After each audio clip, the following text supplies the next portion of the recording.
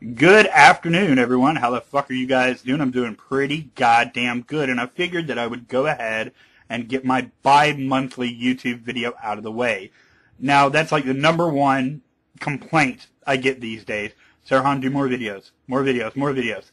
I will commit officially to 2 videos a month. Sorry, that's really all I can commit to or even care to commit to at this point. And in an effort to avoid making more videos than I would like to or have time to, I'm going to cover 2 topics in this video that have absolutely nothing to do with one another.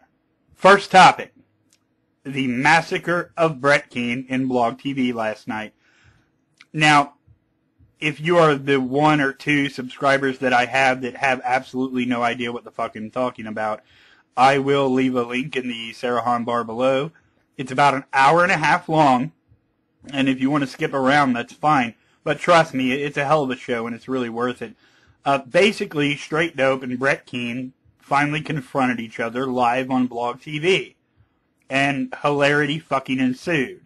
It ended, spoiler alert, it ended by Brett Keane doing what we all knew that he would do. Hanging up on Straight Dope and running for the hills when he got called on his bullshit. Now, Brett Keane gets called on his bullshit all the time. But here's the thing about a pathological liar. I would imagine that if you're a pathological liar, your biggest fear is being caught in a lie. Like, in the same sense that if you're a kleptomaniac, your biggest fear is getting busted stealing some shit, right? But every day you're stealing. So there has to be an overwhelming amount of stress in being a pathological liar that I couldn't possibly fucking relate to. And I think I understand why Brett Keane split, right? I mean, he gets caught in 1 lie, 2 lies, 3 lies, 5, 7, 17, 20, all in a row, and the stress just weighs down on the poor bastard, and he can't admit the truth because, well, that's not what liars do, and so his only option is flee. Fucking flee, run, get out of there, get the fuck out of there now, right? And that's what he did. But I really don't want to talk so much about what happened in the chat. Who I want to address are the very few people that seem to be supporters of Brett Keane. Now, while these people are indeed few and far between, I know who most of these people are, and I've actually had conversations with most of these people. Let's run down the list. S. Samph, or as in Mendham would call her, S. Skinarf, which is really funny. Sister Sunshine, a YouTube favorite of mine. Jesus Freak, another YouTube favorite of mine. A guy named Sharpie that nobody really cares about. And now, J-Dub, I'm going to leave him out of the conversation because we all know what's going on there, don't we? Right. Case closed. I actually subscribed to J-Dub. Really good material. Anyway, we all know what's going on there. To the rest of you. S. Samph, I'll start with you because you seem to be the one most hell-bent on coming to Brett Keane's rescue. Now, I can only think of a couple of reasons that you would do this.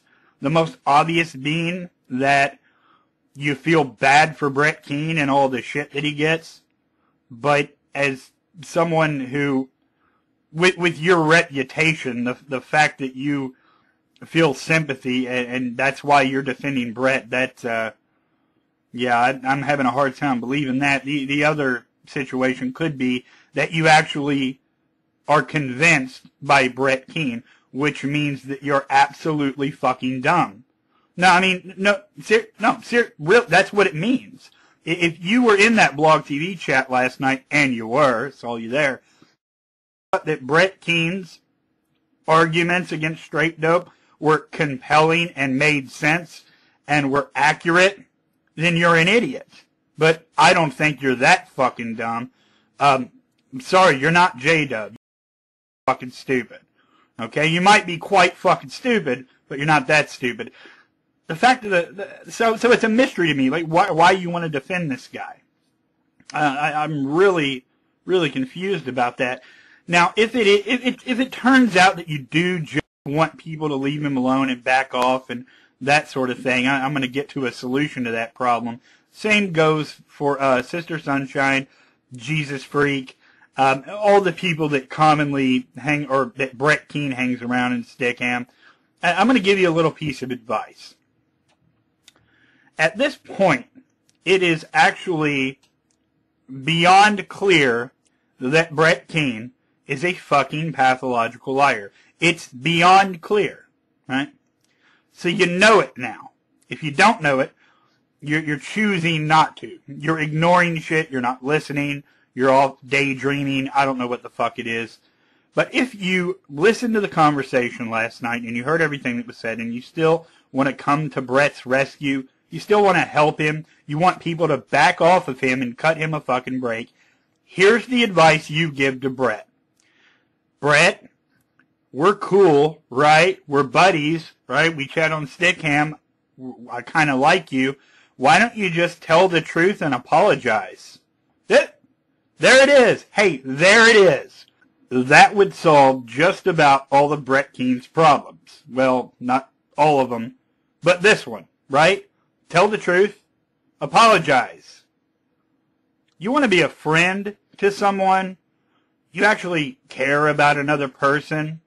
Then you try to persuade them to do the correct thing. Do the right thing and be honest. You do not help a pathological fucking manipulative snake like Brett Keane by encouraging him. Oh, they were making fun of me. I was harassed by a mob of faceless trolls. Yes, you were, Brett. Yes, you were. We've got your back. We'll be here for you. Bullshit. You want to be there for somebody that matters to you for whatever fucking reason. Tell them to do the right thing, and maybe they can save just a little bit of goddamn integrity. That's your solution. You're basically enabling a pathological liar. That's your role in this. All these people that you look at as Brett Keane's fucking trolls and enemies and what he would call haters, right, are people that actually give a fuck about the truth. Okay, second topic, completely unrelated to Brett Keane. I know, it's exciting, right? I'm pretty excited too. I'll put a link in the Sarahon bar of the video that I'm referring to. And it's another one of these videos by some Christian guy, some random dude, all about how atheism is a religion. And I didn't watch much of this video because I've heard all that shit before and, you know, it's really boring to me. Instead, what I did was I left him a comment. It was a question, and my question was as follows. If atheism is a religion, would you view that as a negative thing? That's all I asked. That was my question, right? To which he replied, no. Good. We're on the right track so far. He says, no. I only made this video to point out that atheists here on YouTube were trying to weasel their way out of shock of God's question by saying that atheism was a lack of a belief, right? So he made this video about how it's not just a lack of a belief and on and on and on. Other people have done this, like Together for Peace and all of that. Doesn't impress me because here's what I'm going to do. I'm going to answer Shock of God's question right now in a very fun way. And in answering that question, I'm going to propose a question of my own that I would like any of my theist subscribers to tackle answering, okay? Shock of God's question is, can you prove, I think this is basically it, can you prove that atheism is accurate and correct? Now, I'm going to say, keep in mind I'm having fun here, one word answer, no. That's my answer, okay? I'm going to say no, and then I'm going to ask a question of my own, okay? Given that I can't prove, it's really funny, given that I can't prove atheism is accurate and correct, why should I now be a theist? Okay? What I believe the question attempts to do is simply shift the burden of proof from the theist to the atheist, right? Even though theist comes first, then atheist, right? You have someone with a proposition, and then you have someone either accept it or reject it, right? That's exactly the way that has to happen, right? So theists make very specific claims. Now, if you're a Christian or a Muslim, whatever your religion, I want you to try to convince me to believe in the God that you do. Not God as some general concept, but the God that you believe in. So again, no, I can't prove that atheism is accurate or correct. But why now should I be a theist, given that information? Okay, that's it. That's really all I wanted to say about that. It's a really lame attempt, like I said already, to shift the burden of proof, and we all know that. So, take a shot at my question. Given that answer, why should I be a theist? All right? There we go. Everybody have a good day. Peace.